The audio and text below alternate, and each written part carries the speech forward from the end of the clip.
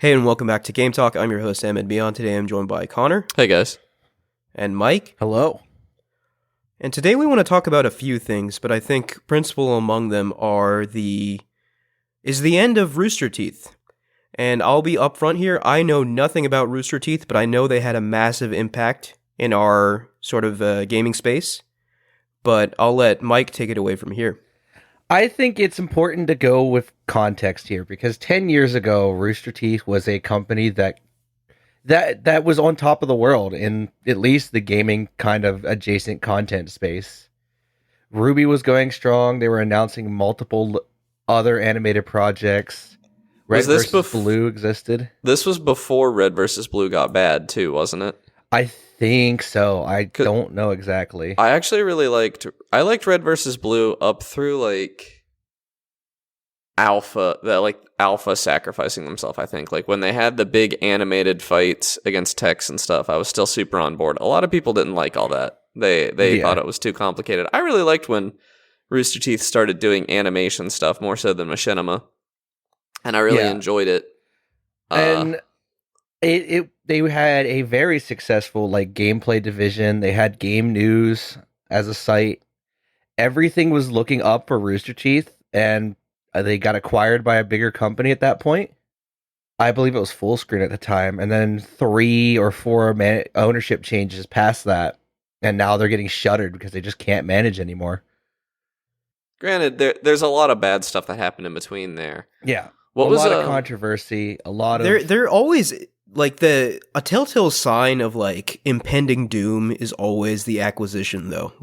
More often than not, when a bigger company gobbles up a smaller company, the people end up being laid off, and it ultimately just doesn't work out in the way the people being acquired want it to. I think it was my freshman year of college, too, which would have been 8 years ago. Rooster Teeth lost one of their biggest talents. He was during a not routine, but a fairly non-serious surgery. He died. Yeah, Monty Ohm died to a allergic reaction, and Monty was the biggest creator of Ruby. Yeah, the force behind Ruby. And Ruby started very strong. I actually fell off Ruby after was Monty massive. died. And a lot of Rooster Teeth ales that what caused them to kind of fall apart was mismanagement from the top. It's the same symptoms that plague AAA, where they were shifting people around from creative roles into managerial roles that they obviously didn't mesh in, and removing actual creatives from the creative process just to make ends meet and just to keep going. Their gaming content fell apart because a lot of their staff were underpaid and could just use it as a springboard to make a much more lucrative streaming career. That said, Rooster Teeth has a long history of Red versus Blue should have had an ending. Yeah. It's ending now. So I was actually wondering that. So did Red versus Blue never conclude? Because I remember Red versus Blue. This season that they're back from high releasing school was supposed to be their final season. They were going to end Red versus Blue regardless. So has it been going on all this time? Yeah, it's been going on this whole time. That's crazy. And I'll say early Red versus Blue may not be terribly politically correct in today's climate. But it is really funny. The first few seasons of Red versus Blue are really fun. Oh yeah. It's something about crass jokes and maybe not exactly okay jokes that toe the line that are very interesting to me. And it also in a lot of cases, they kind of abandoned those. Yeah. Yeah, they kind of... I don't know. They went through a serious tonal shift to tell a more serious story. And I don't hate all of that. But I do... and I actually really liked some of the sillier stuff that they did to try to, rationalize the stupid stuff from the early seasons to get it to fit in with the cool stuff of the later seasons. I don't hate all that. I also really it kind of legitimized early YouTube stuff. I don't even know if they were posting it on YouTube at the beginning, but the Red versus Blue seasons came out on DVD. Yeah, and they were one of the pioneers for their own website. Their own website was hosting the videos before YouTube. Really, really poorly, I'll add. Yeah, I always remember been terrible, but I tried to go watch those Red versus Blue episodes on release night on their website because I think it came out sooner on their website or something, or maybe it didn't have ads. I can't remember, but you just weren't going to get to watch it. Like if you were trying to watch it the day it came out, you were not going to get to watch it. And I do think that an important note about Rooster Teeth and Red versus Blue in particular, and why we can talk about it on this show, is because they had a very loving relationship with Bungie.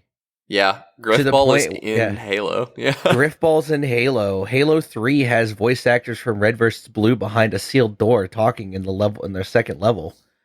Like, Red versus Blue is referenced in a secret Easter egg in Reach. Like, it's important to address just how integral to the Halo community Red versus Blue was. No, I mean, like, just from my perspective, right, someone who doesn't really know anything about Rooster Teeth, I've certainly heard about Red versus Blue. And even though I'm not, like, a Rooster Teeth follower, I saw it everywhere when it was announced that they were shutting down. Yeah, like clearly, this is a big, I guess, loss for the creative. Yeah, it was space. impactful for everybody. All those staff that got laid off. The only real people who won were the people who got off the Rooster Teeth ship to start a way more lucrative streaming career. Like who? I think the first big one was Ray Narvaez. He left and is now making more than he ever made at Rooster Teeth a month in streaming revenue.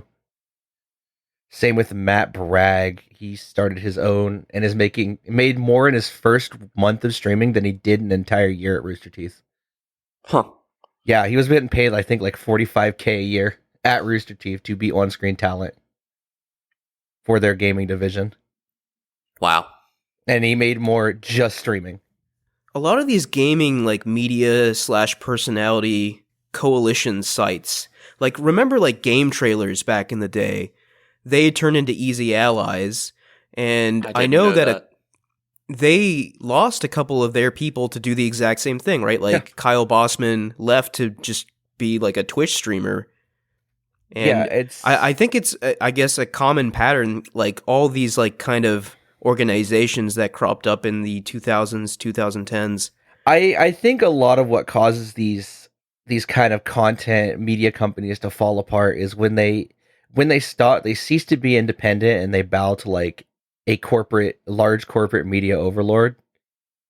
Yeah, I mean, it kind of causes them to fall apart because all of a sudden the corporate media overlord wants you to continuously grow and grow and grow. Yeah. And for an online media company, growth isn't exactly something that's always tenable.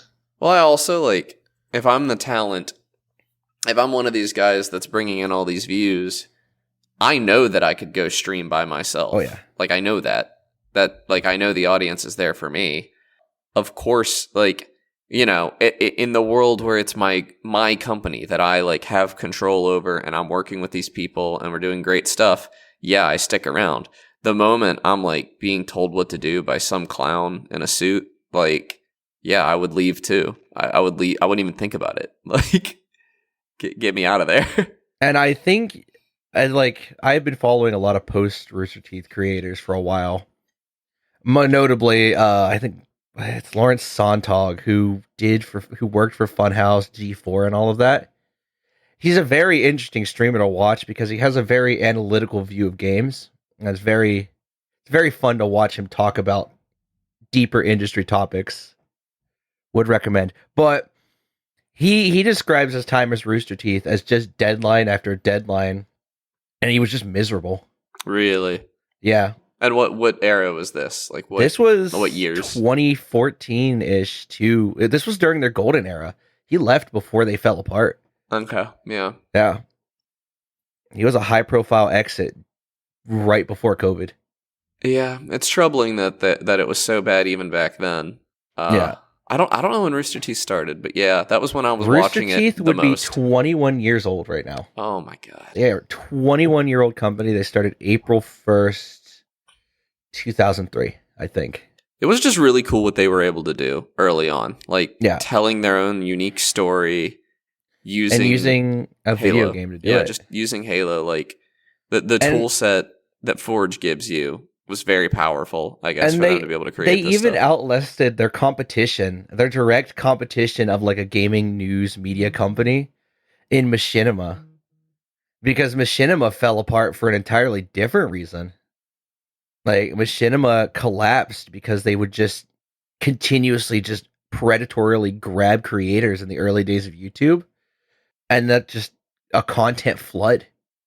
Kind of what Rooster Teeth attempted to do. They've transitioned into a podcast host and just flooding you with 18,000 different very like niche interest podcasts. That's kind of an interesting thing because we are hopefully right now. I mean, the fight is ongoing, but we're kind of seeing the death of the publisher in a lot of things right now. Like a lot of like YouTubers used to have publishers, and that's not really the case anymore. They are largely independent.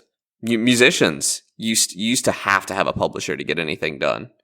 Yeah. And that is not the case anymore. Like my favorite band, like this, like you said, Connor, this fight's been going on for the past couple decades. I feel like, with how accessible the internet is to everyone, it's very easy to basically cut out the middleman and just directly reach your audience. Case in point, Twitch. All these people are leaving their companies, going to Twitch. The audience comes to Rooster Teeth, to Easy Allies or whatever for these individuals. Yeah. And if the individuals aren't there, they're going to go to where they are.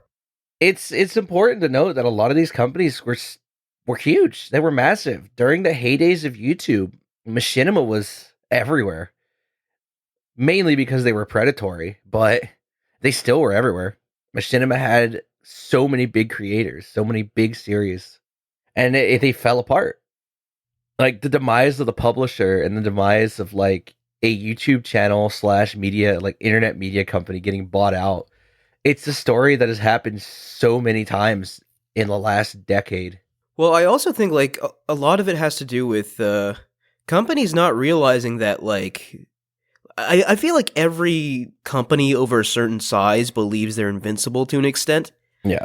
And it's just simply not true, right? Like Rooster Teeth exists because of the personalities, right? Rooster Teeth expanded from a small company of 3 people to at 2014 they had slightly after 2014 at one point having 400 employees.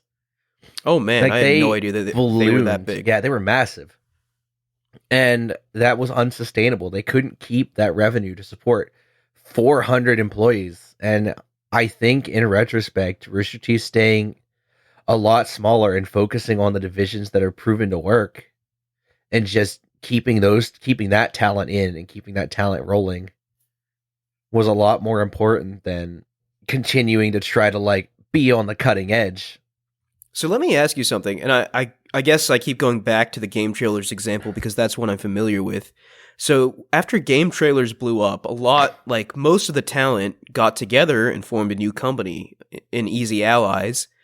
Can you see something, or is there word of something similar happening for Rooster Teeth? I think a lot of like what's going to happen is a lot of like the podcast crews are going to stay together, which it made sense. Towards the end of Rooster Teeth's days, all the crews were largely just divided into their podcasts.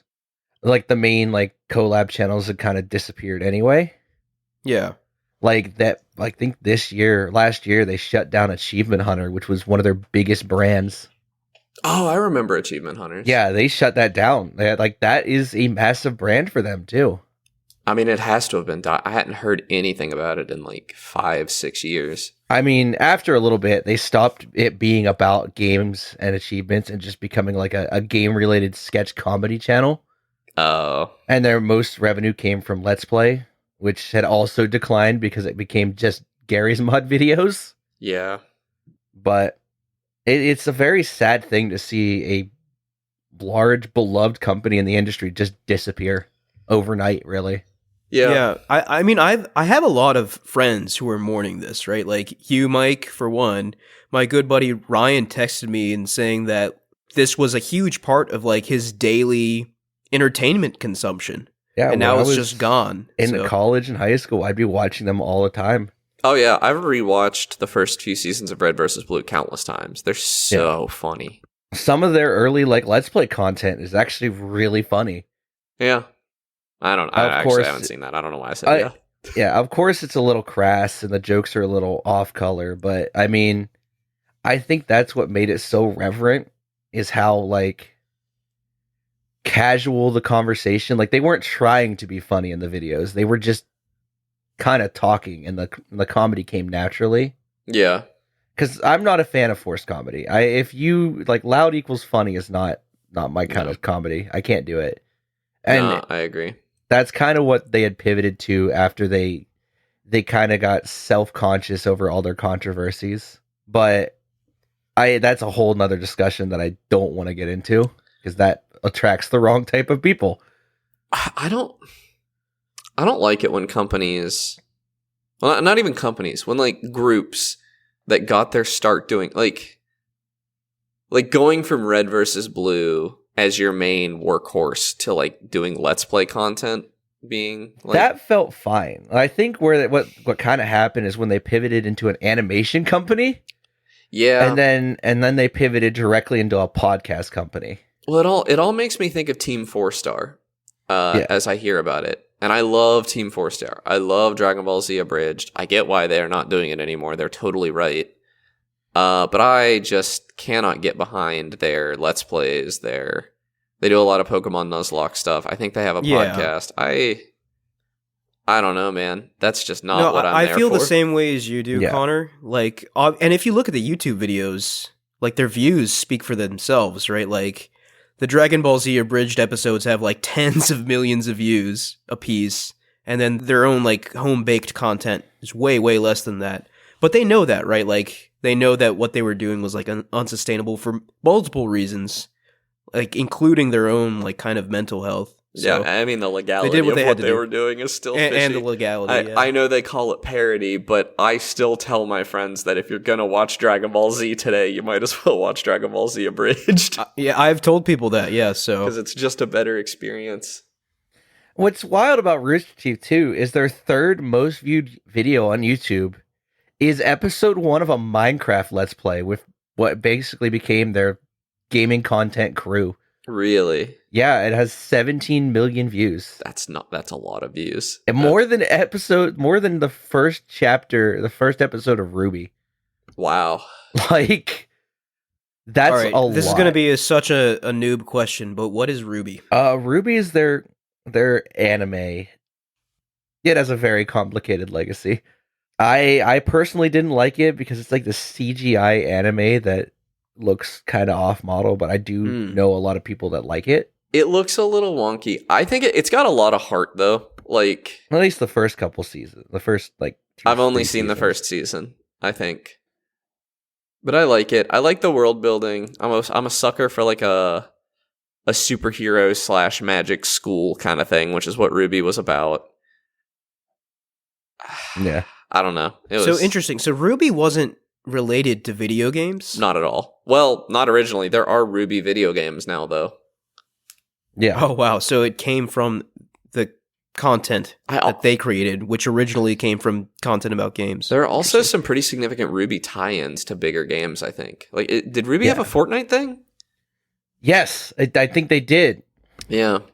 Which is crazy. Like, to get to that level is... Yeah, I didn't realize the stuff they made were like that, right? Like, I thought it was all like game parodies, but it's interesting to know. No, they made original series.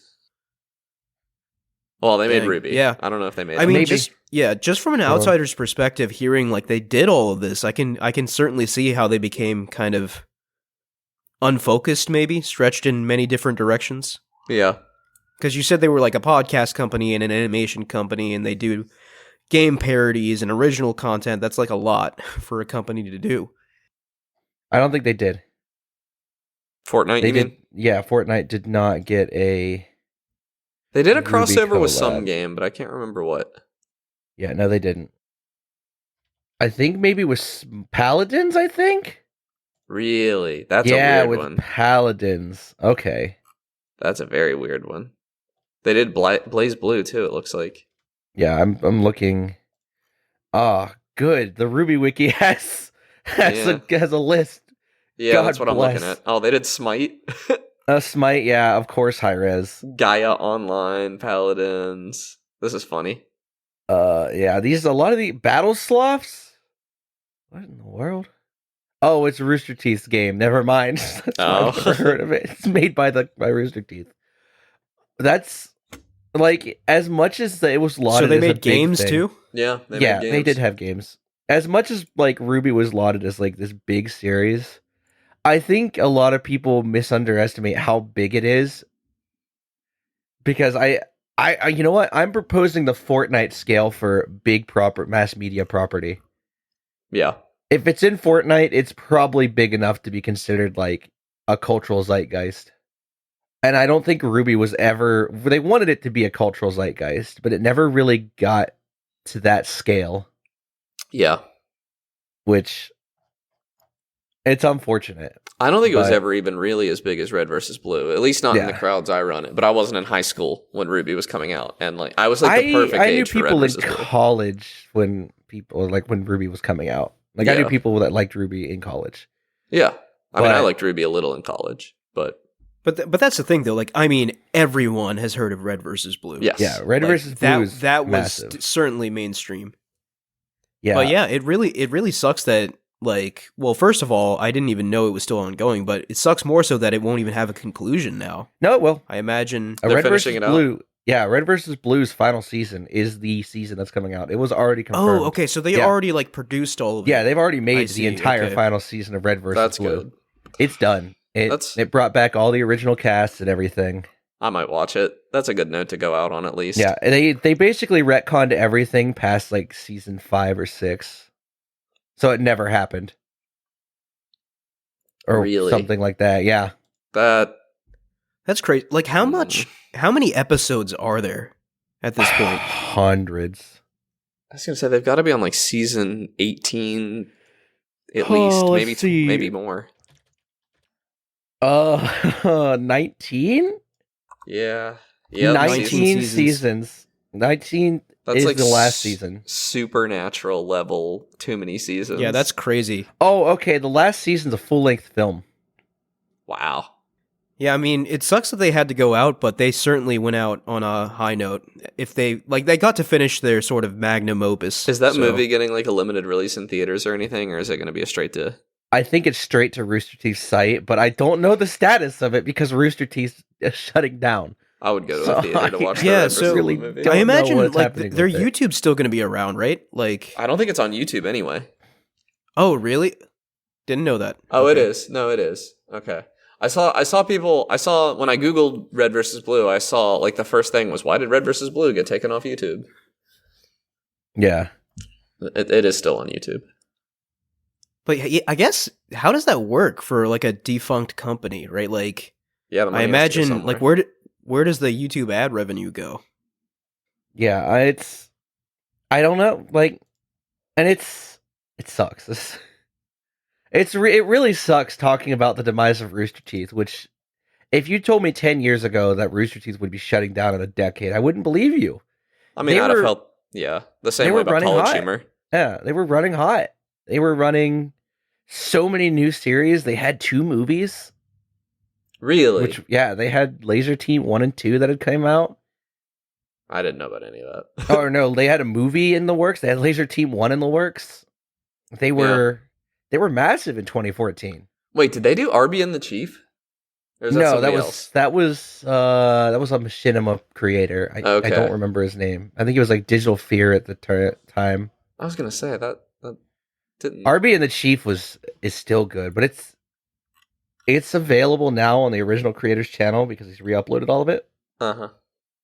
But I do hope they keep the channel alive and don't just delete it off the face of the internet like Machinima. Because that was massive for a lot of content just getting lost forever. Yeah. Yeah, that would be like what? Like there's thousands of hours of content just evaporated. 9,000 videos on Rooster Teeth's channel. Wow. And 9,000 videos. That's just Rooster Teeth. That's not even its side channels. Like, yeah, I mean that would really suck. And I imagine like I said, I don't know how that works for a company that doesn't exist anymore. Machinima got rid of their YouTube channel, right? So maybe there will be some kind of like archive, or maybe like someone's making an archive right now, right? Like a fan or something. so that if the Yeah. inevitable They happens, are. that I there's believe going there's to be. already archival attempts at the moment, Yeah, that makes sense. which, yeah, it makes sense. Like they need to archive all this content is getting archived. I think all the Rooster Teeth site content is getting archived. I mean, a great deal of it was released on physical media, so That's wild to me, man. Yeah, like Physical media. That's crazy. yeah. Yeah, no, I can't wait for it to be gone. I just don't know. I am still flabbergasted that Rooster Teeth could just die. And has. It's And just has. gone. Yeah. Yeah. So I guess cause of death, right? Like management was bad. They were spread too thin. Is that what you think? I Mike? think they got too big, and I think a combination between their rapid expansion over that 5 years, plus the controversies, plus like just gross mismanagement from the top and moving around creatives and changing casts all the time was just not good for the company, and just general burnout from a lot of the creatives. I mean, it's just hard on these, like, when just a group of friends get together and make something like Red versus Blue, and it turns into a 20-year corporate journey.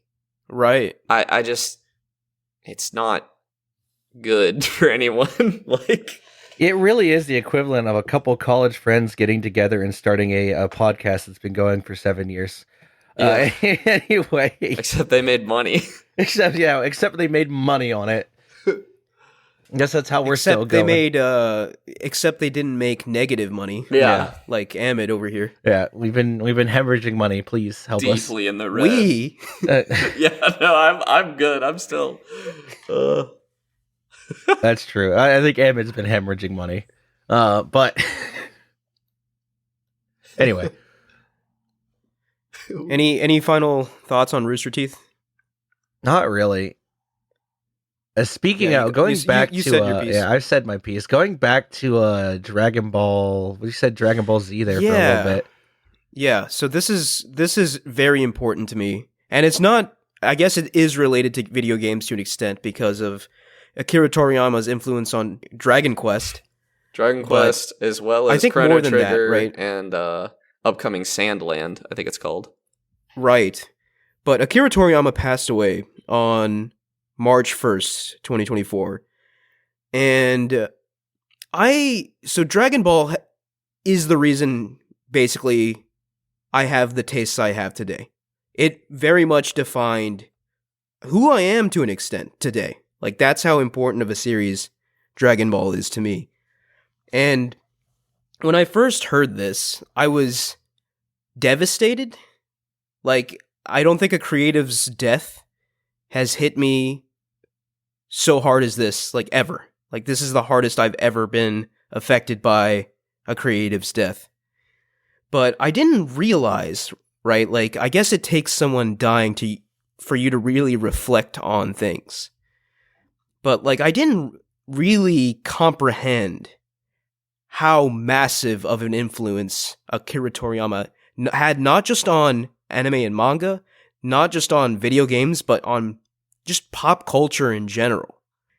Dragon Ball is a worldwide phenomenon, right? Like, people who do not watch anime or do not read manga know what Dragon Ball is.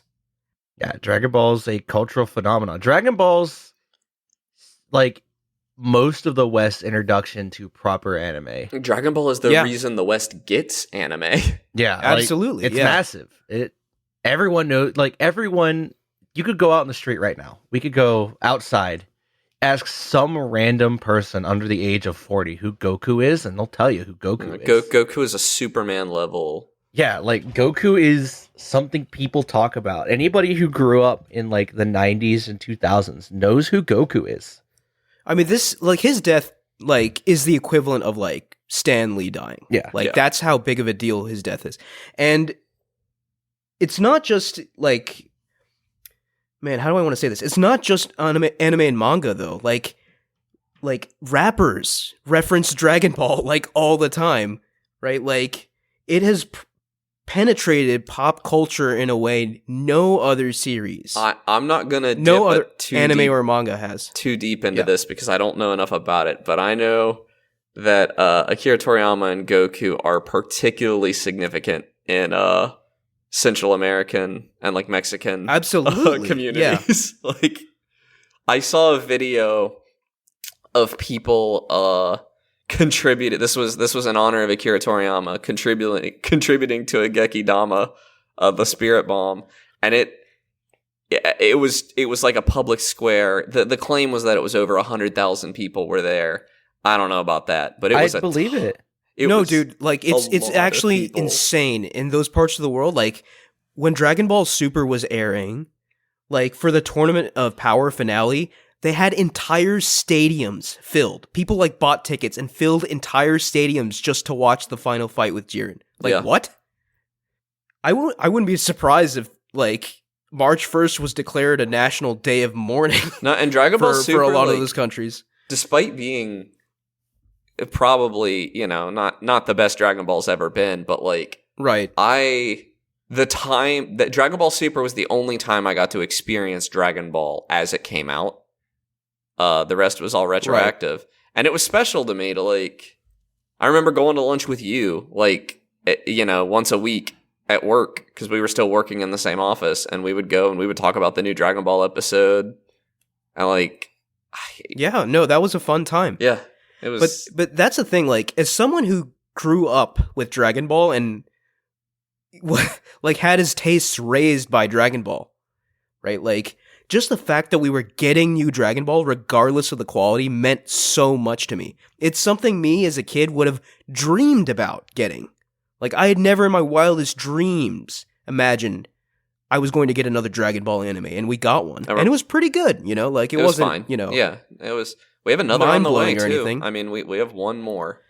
Yeah, and originally, right, like, I saw the trailer, I was like, all right, Toriyama's up to his usual goofiness, Goku's a kid again, whatever. But you better bet I'm going to watch that thing now. Yeah, Dragon Ball Daima. Dragon Ball Daima was the last major project. Is it a movie Akira or an Toriyama. anime? I actually don't know. It's like a brief animated series. Okay. But it's the last major project Akira Toriyama was involved in. So it's going to have that weight to it now that it really, I don't think it would have had this not happened. There's a lot I'm curious about now. I don't know if he had any involvement in Sparking Zero coming out. Dragon Ball Sparking I think Zero. to some extent he has to have involvement in everything, right? Like, even if it's just like he has to give a thumbs up or some thumbs down, I do think like to some extent Toriyama has to be consulted for Dragon Ball. And we don't know how But- far along Dragon Quest 12 is. Yeah. That's another major thing, right? Like Dragon Quest, we were talking about this before the show started, but while Dragon Quest is an incredible series, it's only iconic because of Toriyama's art in that game. Toriyama's art style made Dragon Quest. And it's going to be tough after Dragon Quest 12. Like, assuming he finished all his work for Dragon Quest 12, what does Dragon Quest 13 look like? Like, that's going to be a huge... I don't think Dragon Quest 12 shift. is that far along. I think we're wondering what Dragon Quest 12 looks like. Well, didn't they put a trailer out for Dragon Quest 12? They put a teaser out. There's no footage of the game. Yeah, so it could be that, like, a lot of the art isn't done for Dragon Quest 12 either. But point being is, like, people can try to emulate Toriyama's art, and some people can do it very well. Toyotaro, like, Toriyama's art specifically is very popular. Yeah. But there is absolutely a spark to Toriyama's art that no one can fully capture. I am 100% convinced of that. I agree with that. He also, we've talked a lot about anime, but Toriyama, and I would say the Dragon Ball anime is good. The Dragon Ball Z anime is fine.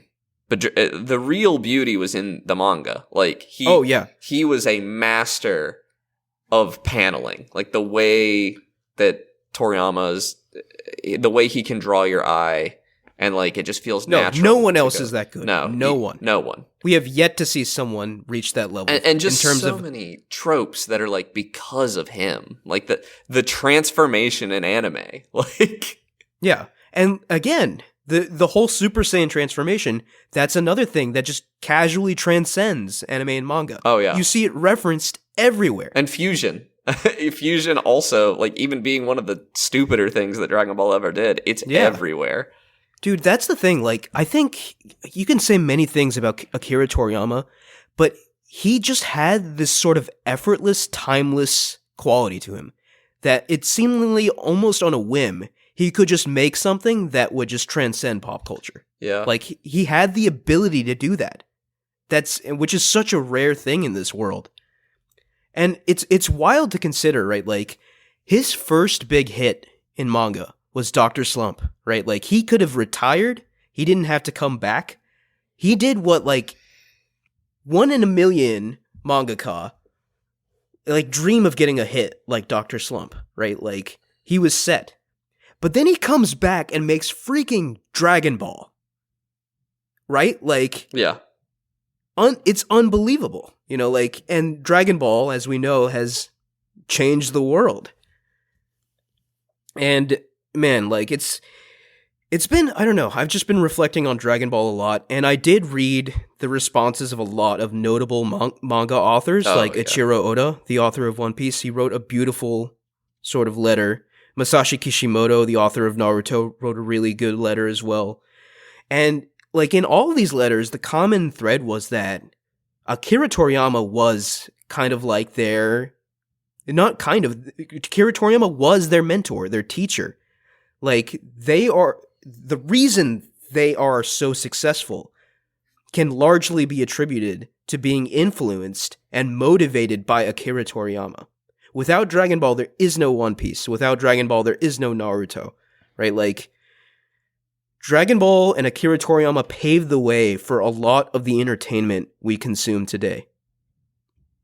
And it's going to be weird without Akira Toriyama now, because Dragon Ball is one of those things that is too big to just shut down, right? Like, when Kentaro Miura, the author of Berserk, died, right? Like, Berserk is a very, you know, like, seminal work, similar to Dragon Ball in that it influenced dark fantasy.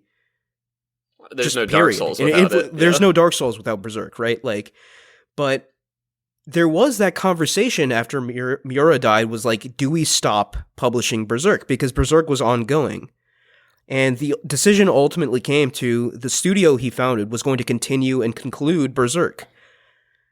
That decision can't even be deliberated with Dragon Ball, because Dragon Ball is just simply too big, right? Like, Dragon Ball is a financial institution in Japan, right? Like, Dragon Ball will continue without Toriyama. And it's going to be very, I think, difficult to see what it'll look like. Because, I don't know, man. The less influence on Dragon Ball Toriyama has, the less interested I find myself. Like, yeah, same. GT had very little, if none, actually. GT had no input from Toriyama, and it was kind of a mess. That's not right? true. Like, Toriyama designed Super Saiyan 4. Okay, yeah. So, but like, he didn't really impact the story or anything like that. He only did the Super Saiyan. designs. Well, that makes sense. Super Saiyan 4 is like the only good thing. No, in it's GT. pretty good. Like, Yeah. Yeah, but yeah, like, it's gonna be tough, because I've read the Dragon Ball Super manga by Toyotaro, and while I appreciate what he's doing, it's just not good. Like, I don't like what I'm seeing. So without that spark, right? Like, I know Toriyama's not hands-on too much anymore with Dragon Ball, but he can give, like, he used to give, like, story outlines, he used to give character designs, and, like, he proved time and time again that he still had it. Or, like, Beerus and Wiz are incredible designs. Oh, yeah. They're incredible characters. And he just, on a whim, created those after he decided to come back to Dragon Ball, after Dragon Ball Evolution kind of soured people's perception of the series. It's also fascinating and kind of sad to see how many times Toriyama tried to step away from Dragon Ball. Like, yeah. You know. I do think I think he could have, right? But I think to an extent he always felt, because Dragon Ball is his child, right? Like, he doesn't want to see it butchered, right? Like, so he's always going to step in. Like, he always gave off that attitude, like, oh, you're dragging me back into work. But I do think, like, deep down, he cared a lot about Dragon Ball. Right? Like, and I've just been reading kind of interviews, and one really heartbreaking one was with Masako Nozawa, the Japanese voice of Goku, who is like 90 years old now, and she has outlived Akira Toriyama, which is just crazy. And when she was first asked for comment about Akira Toriyama's death, which, by the way, Akira Toriyama was only like 68, which it's tragic that he was taken at that age, but Nozawa was asked for comment on Akira Toriyama's death, and she just couldn't say anything because she was too shocked. I mean, the poor old lady's 90, right? Like, but she eventually, said some words. And one of the most beautiful things that she said was that, like, every time she talked to Akira Toriyama, oh man, I'm getting choked up. That's crazy. I didn't expect that to happen. But every time she talked to Toriyama would always tell her to please take good care of Goku. Man, I did not expect to get that emotional. Sorry. It's a big part of our lives. Yeah, it's a major part of a lot of people's lives. Like, I don't think there's a single person our age who has not at least seen something about Goku or Dragon Ball Z or any of Akira Toriyama's works. They've touched the entire world. And you can't say that about a lot of creators. No. Yeah. So, Dragon Ball, yeah. To me, Dragon Ball was, it's the reason I have the tastes I do today. It's been so influential in my life, and I will always remember and honor Akira Toriyama for what he did. Not just for me, but for the entire world. So, I hope Dragon Ball is in good hands going forward, but I know it'll never be the same. Well put. Yeah. You guys have any other thoughts? I don't know. I think about the effect Dragon Ball's had on my own life, and the biggest thing I can think of is the Dragon Ball to Gym Bro pipeline and how real it is. And I can't help but wonder how much public health has to thank Toriyama. No, you're absolutely right. Like, so many people are motivated by Dragon Ball to work out. There's nothing more inspiring, I don't think, when you have to pick up something really heavy. There's nothing quite like Goku to talk you through it. You're channeling Goku, channeling Super Saiyan. Like, I've done it at the gym. Yeah. I listen to Dragon Ball music all the time when I exercise. No, I think most people, not most people, but I don't think you could walk into any gym and not find someone that does that. Yeah. So, just another aspect, right? Like, we could think of so many more, but, like, it's just something to illustrate, like, the impact this man had, right? Like, because not only did he have an impact on manga and anime, but, like, on literally everything. It's crazy.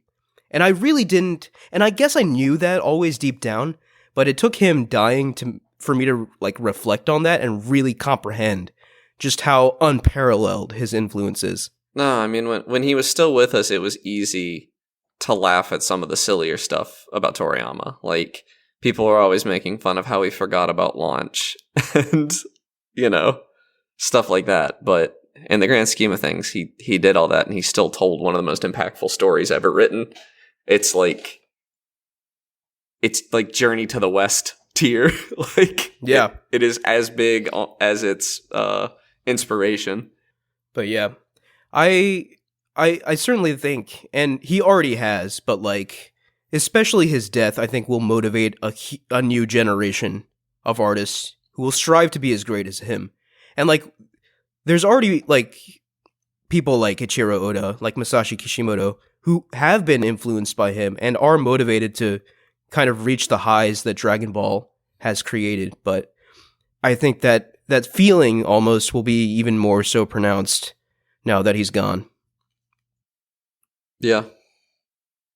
Yeah. All right. Shall we move on? Yeah. Yeah, I think we're ready to move on. All right.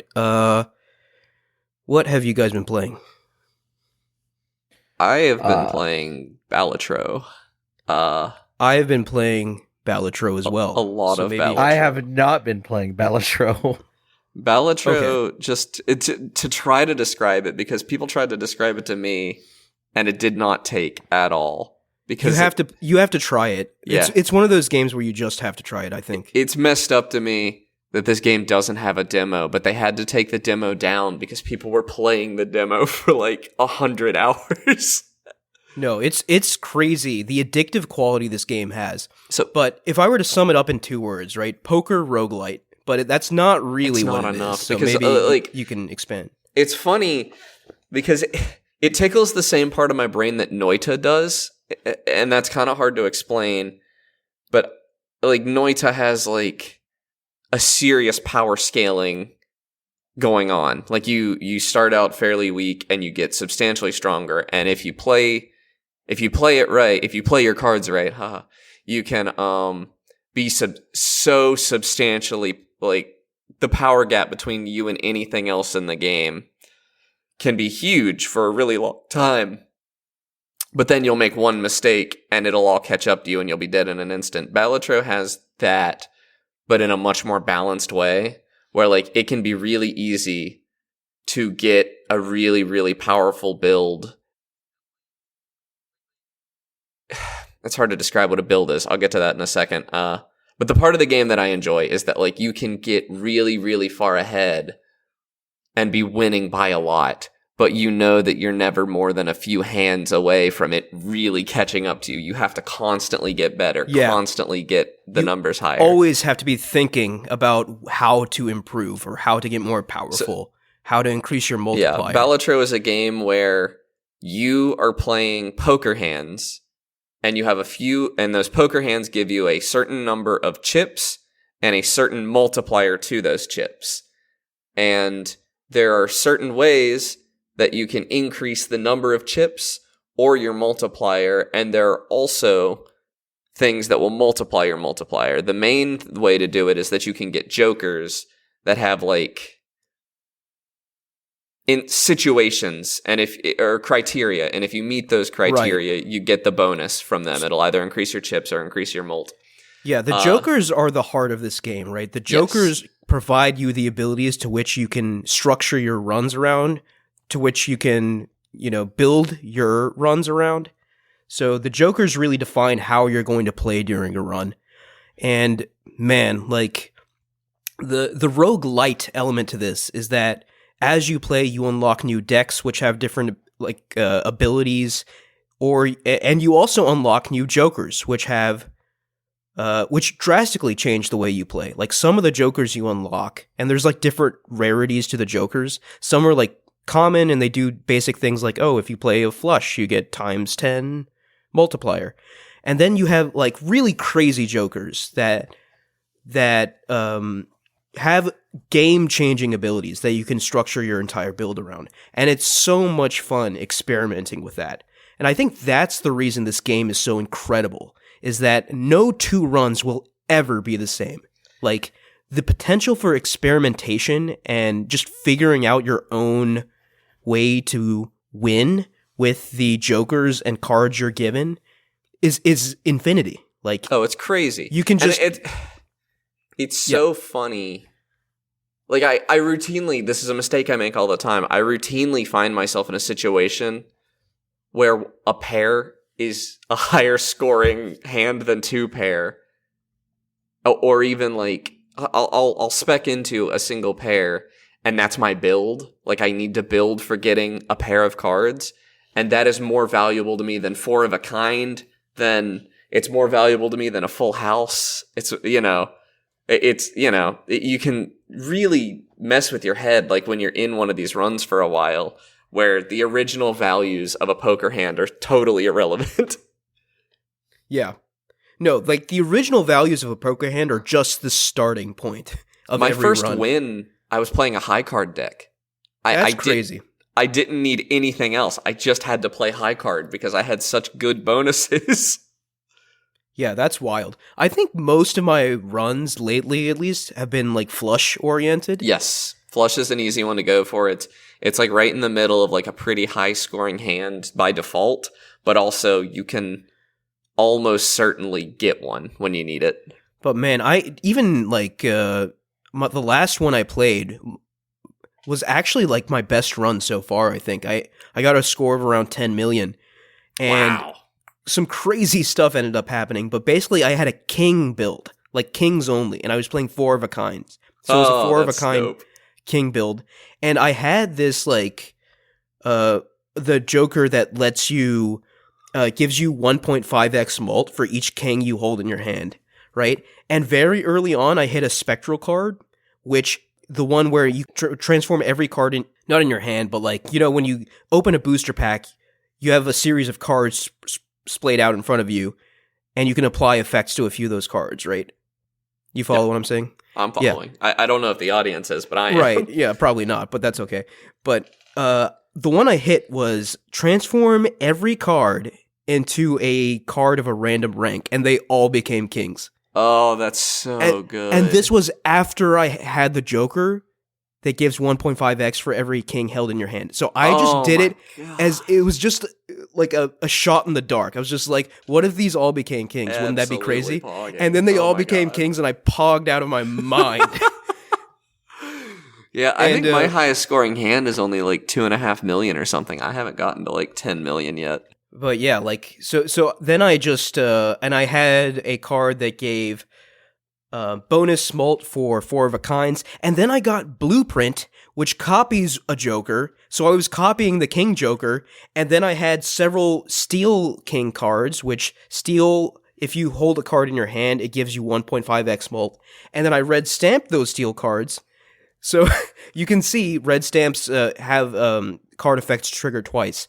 So I had all these red stamped steel cards held in my, specifically kings, right? Red stamped steel kings held in my hand while I played my other kings. And I was just going to the freaking moon. It was insane. Oh my god, yeah. So that's just, this game, like, and the other thing, dude, it's not just like, I'm in awe of the design of the game. Like, I'm just like, how did one guy come up with this system, right? Because it's just ingenious. Yeah. But like, also, I'm in awe of the UX.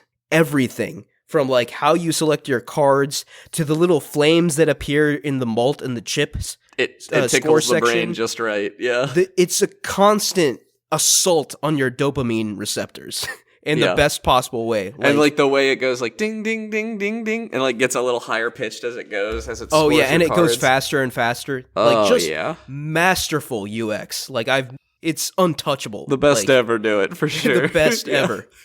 And it's astonishing that this game was made by one person. Like, what?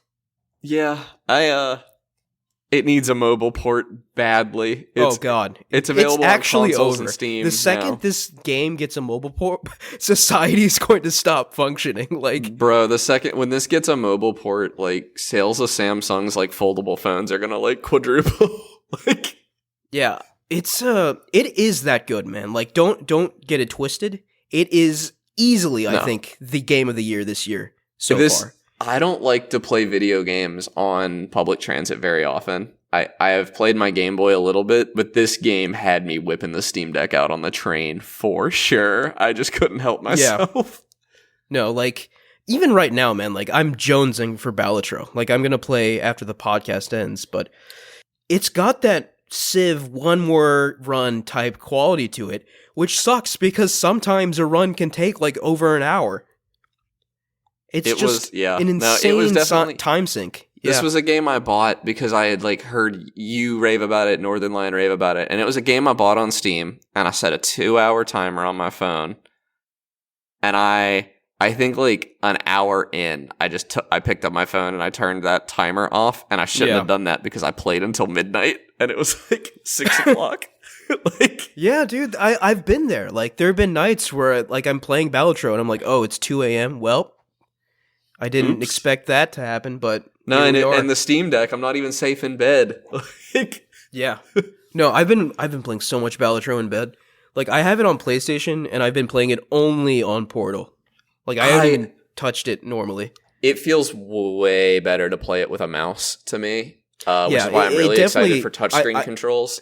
Yeah, I think this game definitely is better with a mouse. I see Northern Lion played on PC, and I'm like, yeah, things are like way more intuitive. You can move, but like so you get quick. used to it. No, because I don't use a mouse on Steam Deck. Like I know that it's Yeah. a phenomenal experience on console as well. It feels better with a mouse. It just does. I can't deny that.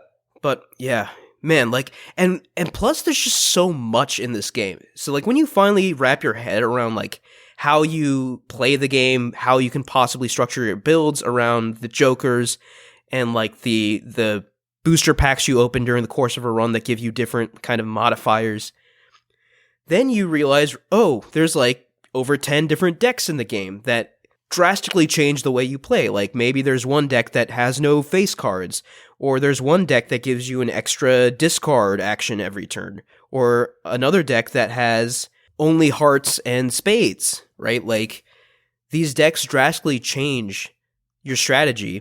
Yeah, because like, if you only have hearts and spades, that flush is easy to come by. Right?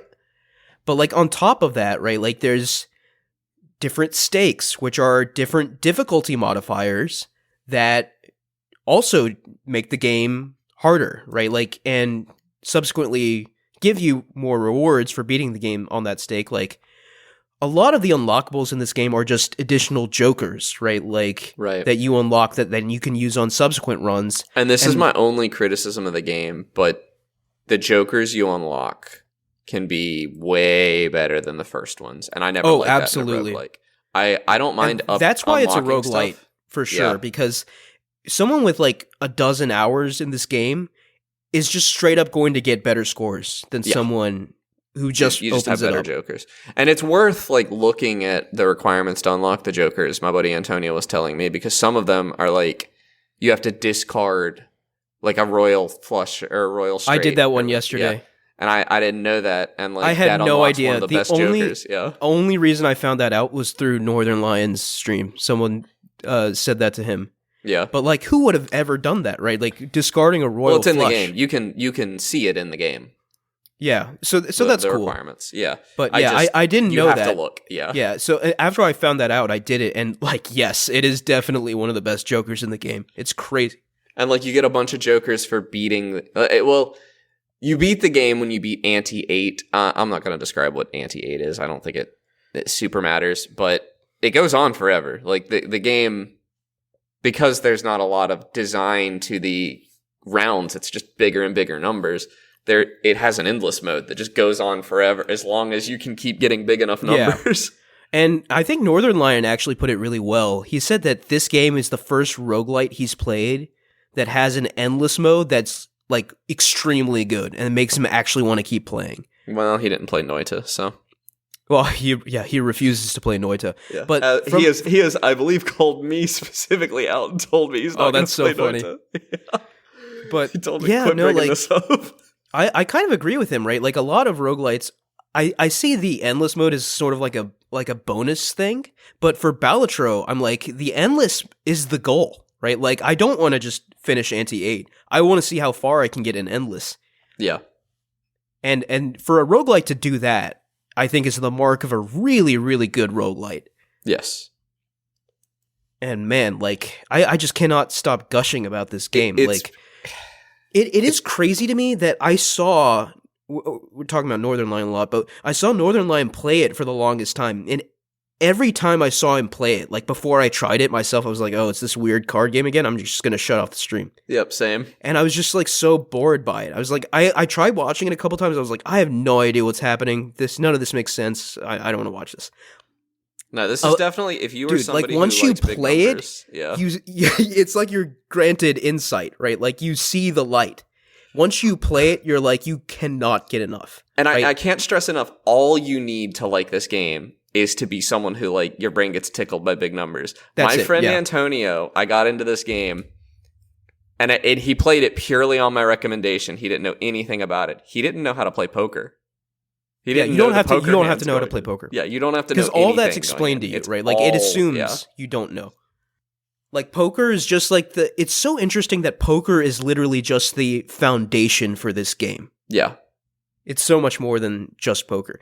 But it is crazy how much of it really was like a flip switched in my head, dude. Like, I went from not caring about any of his Balatro videos to just like actually being excited when I see him posting a Balatro video on YouTube, because I'm like, this is going to be extremely fun content for me. I think Balatro is also going to live in YouTube because he was saying that the mental of streaming it was really bad. People were being people backseating and stuff. No, but like, what a game, man. Like, and man, so yeah, I was talking about the stakes, right? So these stakes are additional difficulty levels, but in addition to that, there's also challenges which you can attempt that also give you rewards. So like, I feel like if this game was just the decks and the jokers, I think that would have been enough of a game for me. But like, the fact that there's stakes, the fact that there's challenges, it really creates that much more game for you to try and beat, which is really cool. Like, there's just a lot to this game. I have 30 hours in it already. Oh, I'll look, but I am not gonna like the answer for my play. Yeah. Well, let's see. Oh, never mind. This can't be right. This isn't counting my Steam Deck time, which is most of my time. It says I only have 9.4 hours. You can at least double that with what I've played on Steam Deck. Yeah. Yeah. But yeah, man, like, it's going to be like this is a game of the year candidate for sure. And I would be very upset to see it get snubbed just because it's not, maybe like indie game of the year. This doesn't beat Helldivers for me. Really? I think for me it does beat Helldivers. I mean, for the multiplayer bonus Helldivers gets, the community around it, like, right, it's very good. Yeah. That's what I'm saying, dude, man. Like, I said it, I think a few episodes ago, like 2023, in terms of game releases, has not stopped. Like, oh no, it's crazy. Final Fantasy we just keep getting quality after quality release. PC Final Fantasy 16 might be coming this year too. That'll be crazy. Yeah, Final Fantasy 7 Rebirth just came out, which is a massive game, but unfortunately none of us are Final Fantasy 7 fans, so we're not talking about it here. But crazy. Like, the good times just keep rolling for video games. At least playing them, not making them. All right, that was a lot. But, Mike. So, I just started digging into Infinite Craft. Oh, good game. Good game. Good game, 10 out of 10. I've created only watched streamers play. Yeah, I've created Liberty Miku Wonder, and also Kermit the Hiko Mikur, and also Super Mario Tutankhamun. Is Infinite Craft a Minecraft mod? No, it is. Think of like Doodle God, but I think it's also AI driven, so it just creates some wild stuff. It's a web game where you Doodle God's. Yeah, I haven't heard that name in a long time, but I remember having a lot of fun with Doodle God back in the day. You just combine elements, and it's infinite. You can craft stuff. It's AI generated. Cool. It'll just throw stuff together. Like, I found limits now. Like, I now know that there are limits. But I've been having great success combining Hatsune Miku with some wild stuff, so... Small Ant did a series... He did a few videos, I think, where he did, like, speedrun challenges in it to, like, get to a... He does... What are they called? It's like a 5x5 board. Bingo, maybe. Bingo. No, lockout. Lockout, they call it. He does... They're 5x5 lockouts, and you have to get... It's 25 possible things. You have to be the first to get 13 of them, and they just pick words, and you have to get them in Infinite Craft before your opponent, and it's pretty crazy to watch.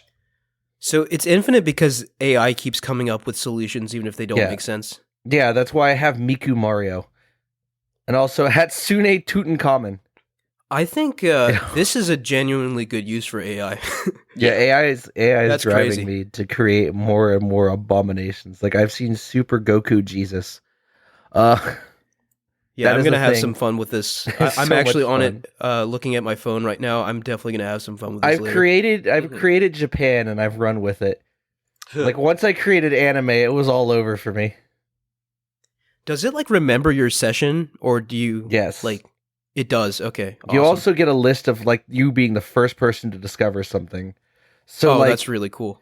like Kermit the Hiko Meeker is my first first creation. Congrats. Same with Liberty Tutankhamun. Man, this is crazy. This is a really good idea for a game. It like a browser game. Neat. Well, thank you for bringing that to my attention. Yeah. It's not like I was already wasting enough time with Balatro. You got another one to waste time. R.I.P. Amid's free time. Anything else to say? Nope, nothing. Connor? It's hard to talk about an AI-generated game. Nope, Right. I'm out. All right, I'm sorry to do this, but I have one more game that I must talk about. I have completed Persona 3 Reload. Oh, It took a little over 80 hours to beat, so not a short game by any stretch of the imagination. But maybe short if you want to compare it to Persona games. But man, like this is another game. It's been a weird sort of couple weeks, right? Like Akira Toriyama's death, Persona 3 Reload's ending is pretty melancholic. I've had a couple people I know actually pass away in the past couple weeks as well, which has not been ideal for me. But I'm sorry to hear that. Persona 3 Reload, though, I think game endings, or just endings to stories in general, are very hard to do, right? Like, can we all agree on that? Yeah. I think endings, and in a lot of ways, endings can really shape your perception of something forever, right? Like, the ending of Game of Thrones really soured things for me in a big way. Like, No, it early killed on, their legacy, yeah. I was the biggest fan of Game of Thrones. I was obsessed, right? Like, I would bring the Song of Ice and Fire books to class and read them mid-lecture in college. Like, I was so hooked into that world. But Season 8 came around, and while I still look back fondly on a lot of those memories, Game of Thrones is not that important to me anymore. An ending can really color your perception of an entire story.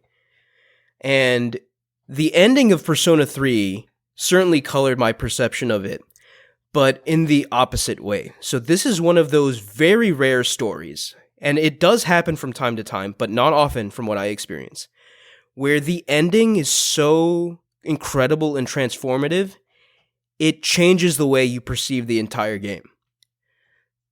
So I think if I ever were to replay Persona 3, every scene, every line of dialogue, every cutscene would hit different just because of that ending.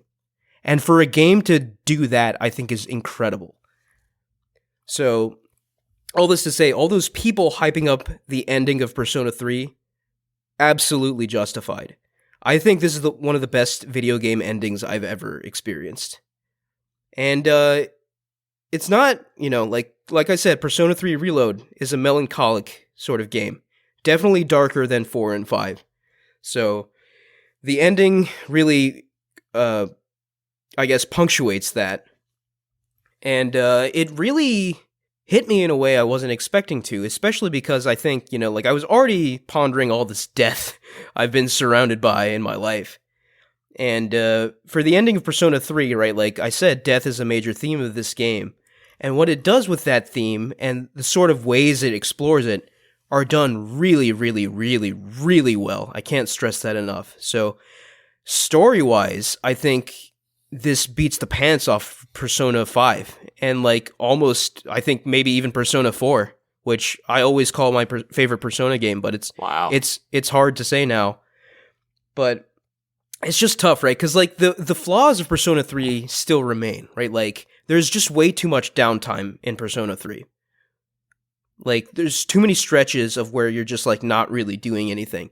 I think if Persona 3, if Persona 3 is an 80-hour game, if it got edited down into a 40-hour game, I think it would easily be in the discussions for one of the best games of all time. Like, it's crazy how poignant the story gets. But that didn't happen, right? It's an 80-hour game, so the flaws remain, right? So, pacing in Persona 5 and 4, way better than Persona 3. Combat, all that, way better in 5 and 4. But, sometimes, right, even on paper, if all of these elements of a game are better than another game, the elements that the other game does well can put it above in a lot of respects, right? Like, the only thing Persona 3 has over Persona 5 is the story, I think. But I think it does the story so well, it's overall a better game to me than Persona 5, which is crazy to say. Wow. And I think a lot of people might disagree with that, but that's certainly how I'm feeling now that I've completed it. But yeah, stellar game. It's not one that I think I'll replay maybe ever, because I don't know if I can after that ending. It is one of those games where like it's going to be hard to replay after you finish it, I think. But I'm definitely glad I went through it, and it's a special game. So please check it out if you haven't. All right, I think I've said my piece. Are we done here, boys? I think we're pretty done here. All right. Thank you all for listening. You can follow us at @Podcast Game Talk on Twitter. Please like, rate, and review us on Spotify, SoundCloud, Apple Podcasts, or anywhere else you get your podcasts. Also, please follow us on Instagram and TikTok. We're @Podcast Game Talk there as well. Click the link in the description of the podcast to join our Discord and talk to us there. Thank you, Connor and Mike. Yeah, see you guys next week. See you next week. Bye.